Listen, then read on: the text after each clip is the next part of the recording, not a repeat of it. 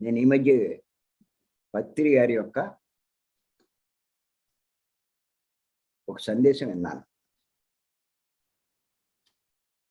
ఆయన ఏం చెప్పారంటే, పునరపి జననం, పునరపి మరణం, అది కాదు జీవితం అని చెప్పి శంకరాచార్య వారు చెప్పారని చెప్పారు. పునరపి జననం, పునరపి మరణం, అది కాదు జీవితం అన్నారు. సాధారణంగా మనం ఏమనుకుంటామంటే, పునరపి జననం, పునరపి మరణం ఉండకూడదు అంటే జన్మ లేని స్థితికి మనం చేరుకోవాలి అనేటువంటి భావంతో ఉన్నాం. కానీ సారు ఈ పునరపి జననం, పునరపి మరణం అన్నదానికి మరొక అర్థాన్ని కూడా చెప్పారు. ఏమిటంటే,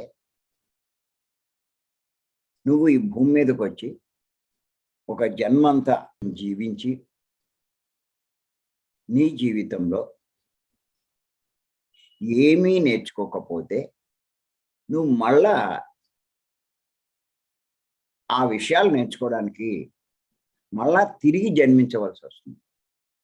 అంటే నువ్వు తీసుకున్న జన్మని వృధా చేసుకున్నావు. మళ్ళా దానికోసం పునరపి జననం, మరణిస్తూ ఉంటావు, మళ్ళా జన్మిస్తూ ఉంటావు అని చెప్తూ ఒక ఉదాహరణ మనకు అర్థమయ్యే రీతిలో చెప్పారు పత్రిక. ఏమిటంటే, నువ్వు 5వ క్లాస్ చదువుతున్నావు, ఫెయిల్ అయిపోయావు. ఎప్పుడైతే ఫెయిల్ అవుతావో నువ్వు 6వ క్లాసులోకి వెళ్ళలేవు. నువ్వు మళ్ళా 5 చదవాలి. అంటే నీకు 1 సంవత్సరం వృధా అయిపోయింది, మళ్ళా చదవాలి. అలాగే జన్మ తీసుకుని నువ్వు నేర్చుకోకపోతే నువ్వు మళ్ళా ఇంకో జన్మ తీసుకోవాలి దానికోసమే. అదే పునరపి జననం, పునరపి మరణం, పునరపి జననం. అలా ఎన్ని జన్మలు నువ్వు వృధా చేస్తావు? పత్రిక చెప్పింది అది. ఎంత లోతర్థాలు ఉంటాయో పత్రిక చెప్పేదాంట్లో. ఒక్కొక్కసారి వింటే మనకి ప్రతి సందేశంలో ఒక్కొక్క అర్థం, ఒక్కొక్క సందేశం మనకి తెలుస్తూ ఉంటుంది. నాకు కొంచెం ఆశ్చర్యం వేసింది. ఇది అంతకుముందు నాకు కూడా అంత అవగాహన లేదు దీని గురించి. అంచేత మనం ఈ జన్మ తీసుకున్నాం.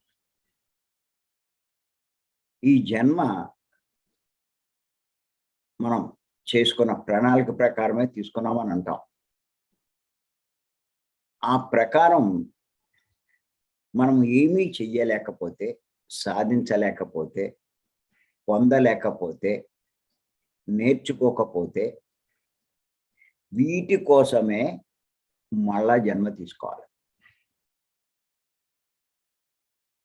ఆ పైలోకవాసులు ఏం చేస్తారంటే, వీడికి నువ్వు ఎందుకు వెళ్ళావు, ఏం చేసుకొచ్చావు,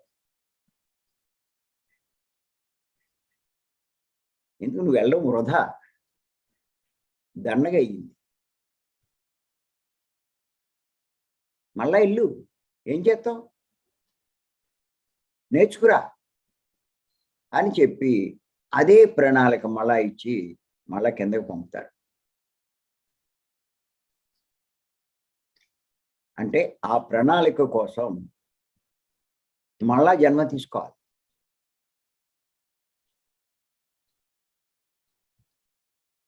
ఎవరైతే ఆత్మజ్ఞానం కోసం ధ్యానం అన్న విషయం తెలుసుకుని ఆ ఆత్మజ్ఞానం పొందే ప్రయత్నం చేస్తూ ఉంటారో వాళ్ళకి పునరపి జననం అన్నది ఉండదు. పునరపి మరణము ఉండదు.